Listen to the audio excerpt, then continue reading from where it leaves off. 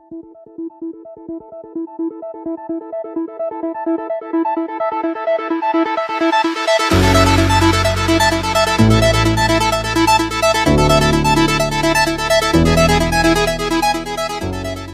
selamat pagi, selamat siang, selamat sore, selamat malam, selamat datang kembali di channel Kawan Review. Seperti biasa kalau kalian sudah melihat video ini, berarti sudah ada ulasan film atau mungkin serial yang udah kalian tonton atau mungkin belum kawan-kawan tonton dan aku rekomendasikan.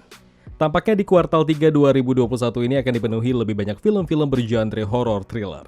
Dari semua pilihan yang ada, terkadang sulit buat menontonnya satu persatu. Dengan alasan takut terbuang waktu nonton film yang jelek. Tapi tidak untuk film ini, boleh kuakui ini adalah salah satu film thriller horror terbaik sepanjang 2021 dan sejauh kuartal 3 ini. Film yang menyematkan ide cerita yang menarik antara pembajakan pesawat yang sudah lama tidak kita tonton dan sentuhan thriller horor dari seorang vampir. Here we go, selamat datang di channel Kawan Review, ini dia review singkat film Blood Red Sky. Away from the sun. Let's give her some. The presence in there. You can see rise.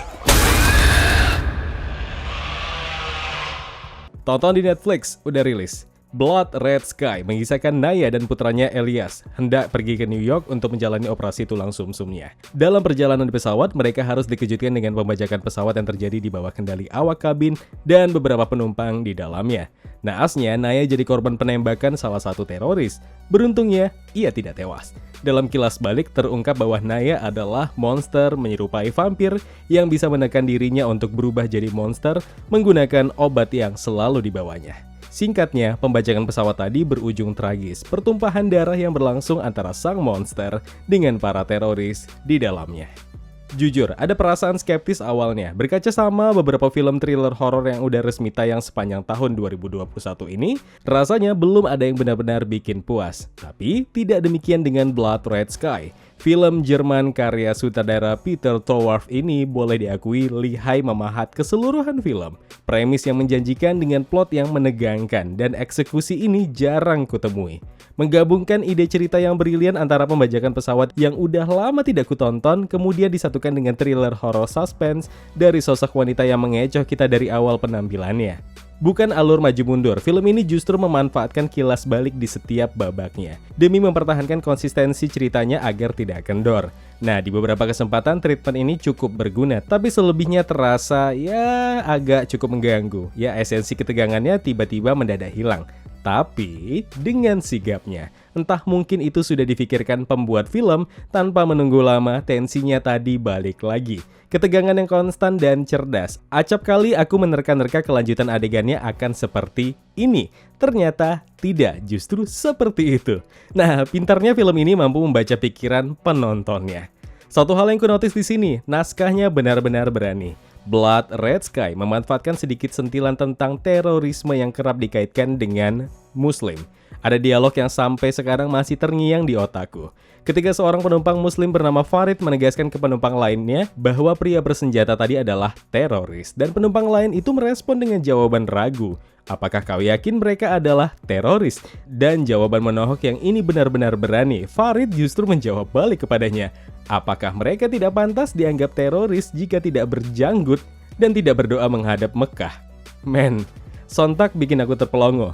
Sebuah adegan yang mungkin tidak begitu menyita perhatian banyak orang, tapi ini bisa dibilang cukup berani buat menyentil Islamophobia. Meski terasa kurang meyakinkan di awal, wanita vampir yang jadi salah satu tokoh penting di film ini dibuat lebih manusiawi. Wajah monster, hati malaikat. Akan dianggap konyol bagi sebagian orang, tapi esensi monster mengerikan masih bisa dirasakan. Setidaknya hal yang kutakutkan tidak terjadi, yaitu karakter yang harus dianggap menyeramkan malah dijadikan bahan tertawaan. Seperti sosok zombie di film Warm Bodies.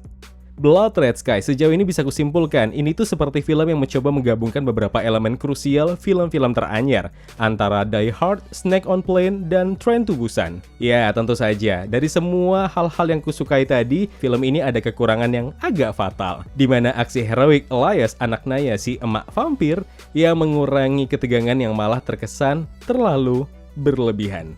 Tonton di Netflix, sekali lagi aku sangat merekomendasikan film ini.